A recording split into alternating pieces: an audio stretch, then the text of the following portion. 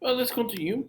Um, I have thought that, according to Malthus, one aspect that might actually destabilize economy could be an unstable demand. And according to him, the behavior of capitalists was actually especially responsible for them, for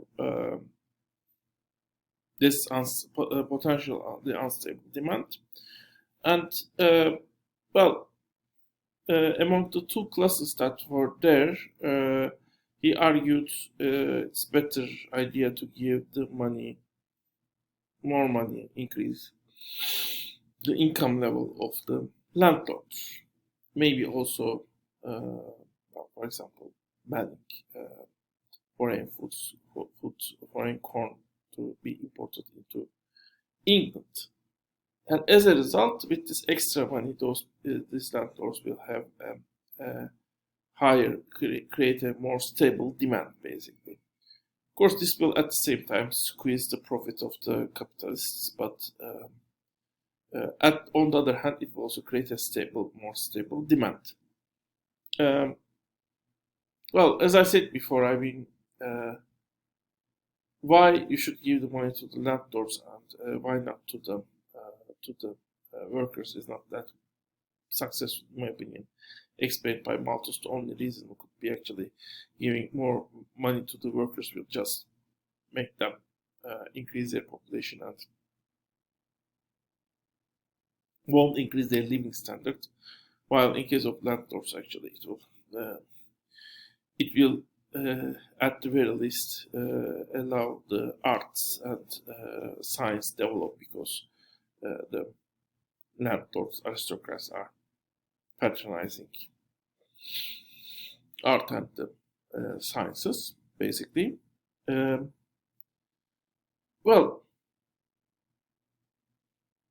according to Ricardo, actually, Ricardo criticizes this Malthusian idea by claiming this idea of Malthus is very similar of setting unsold items of a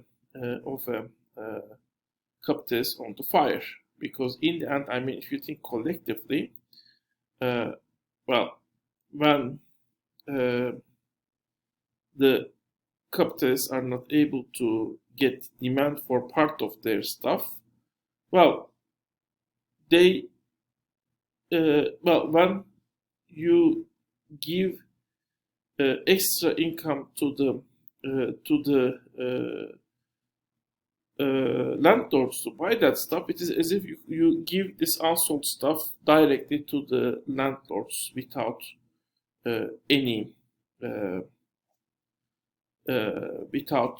any money. I mean, as if that stuff is consumed by fire. Of course, that's and to that, Malthus did not bring any, let's say, counter arguments. So that demand problem might exist, but Malthusian to that actually even Ricardo did not bring sufficient critique, but giving extra income to the landlords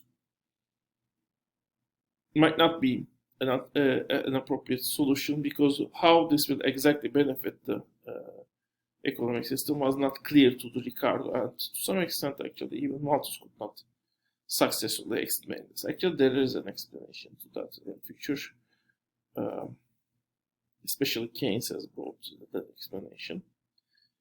How this extra income of the landlords initially, ultimately, will also benefit the capitalists is explained. Let me briefly talk about this. Actually, it is just if you have this extra demand, that demand will. I mean, if you don't have demand, that's actually a not stable process. Not selling what they produce. Rather, when investment level decreases, this will basically, I mean, make the capitalists many of their items unsold. So even the ones that were planning to invest, they will cut the investment. That will decrease demand even more. As a result, some of the companies might go bankrupt, and their actually their production might decrease. So even if their income level a little bit decreases, if the demand becomes more stable, this type of cyclic downturn might be avoided. And also this initial increase in demand might lead the companies to increase their production level. If the companies invest according to this view, when actually the demand hits to their production to the production limit. Of course, the profit rate is important, but it's also important that their ability to sell what they produce is also important. And the stable demand actually pushes the production always to this available production limit.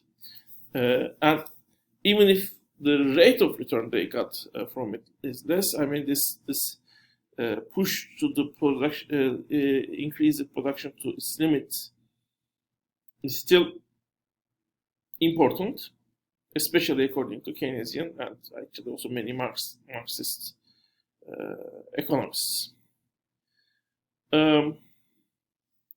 This type of crisis, this is a model of another type of crisis. It is sometimes called overproduction crisis or under demand.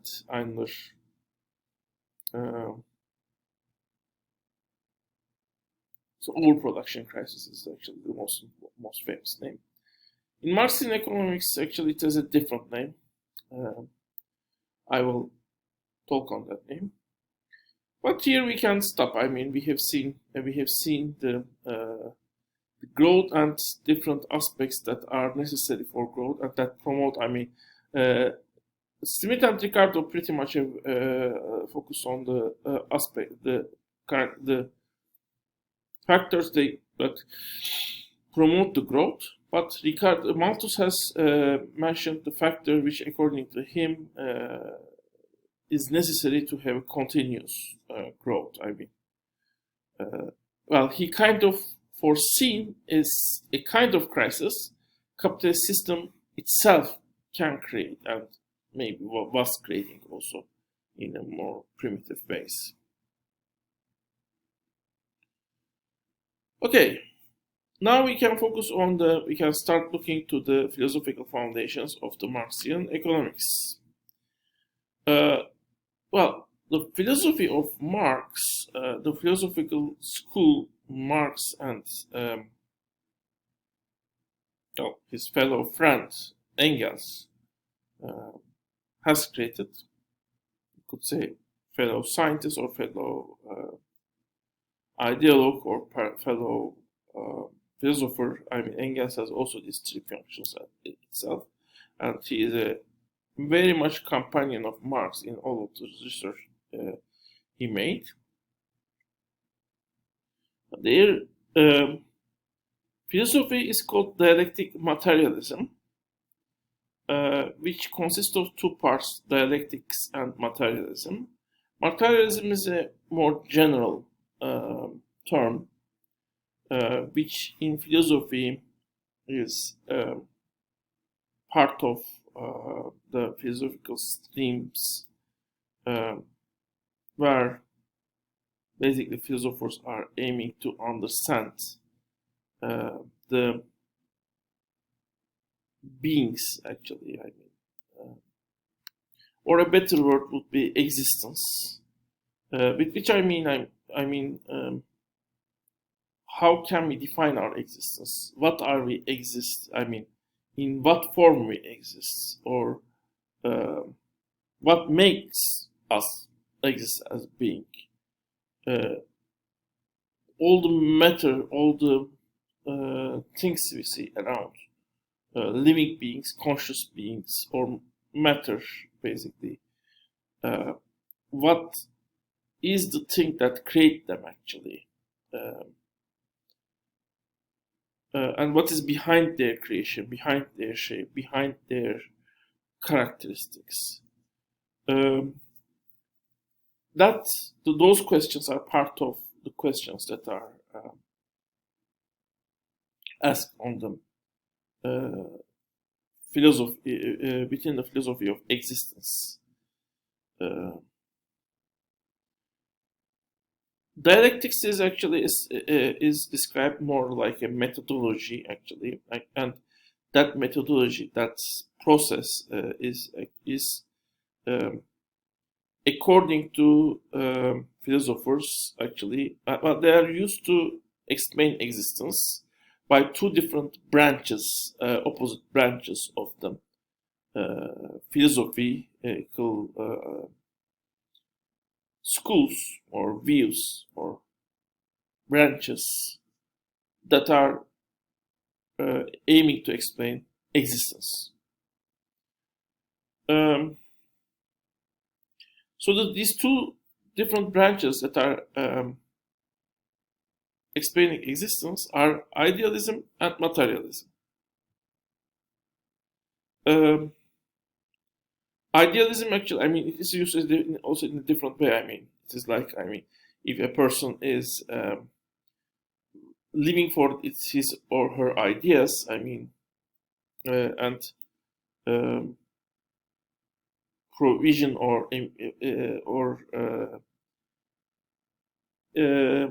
well, dreams of a different society or a better world in some sense, and aiming to work to create this world, make this world real. That person, those persons are called idealists. But in philosophy, idealism is something else. It's basically means that, I mean, the particular branch of philosophy that claims, in rough sense, I mean, I'm very describing very rough. Ideas give shape to our world, which means, I mean, think it like this. Uh, think of any matter being, basically. For example, this book. Well, this book first exists as an idea in the mind of the people, and that idea ultimately is used to create this book and make that real. Uh, of any type of matter, even those that are not crafted by the people, like trees, humans, all of them exist as, according to this philosophy, as at first as an idea, or if not, at least, I mean, their existence of the idea is the most dominant, the most important aspect or phase of them, and ultimately, the matter world is shaped by those ideas.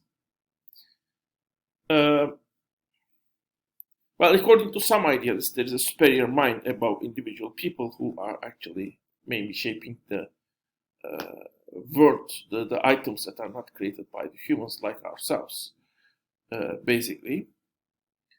Um, but especially for the social relations, for example,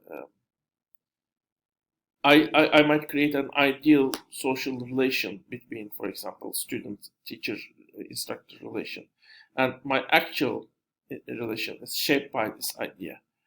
So structure, social social structure or social uh, uh, dynamics. I mean processes. With the process, I mean how we apply somewhere, or how we speak with our teacher, or the way family relations are defined. That's a structure. All of these are first defined as idea. I mean, we have an ideal version of the family, or ideal version of how to speak with our teachers, or how to test our students, basically. Uh, well, Platon, you might know, even argues that everything we see as matter is a imperfect version of a perfect idea. So we have in our mind a perfect tree, which might be actually uh, where this perfect tree is come from and defined is not what Platon did not answer that, at least. But all trees are imperfect version of this perfect tree. All books are imperfect version of the perfect book we have in our mind, basically. Anyway, I will continue.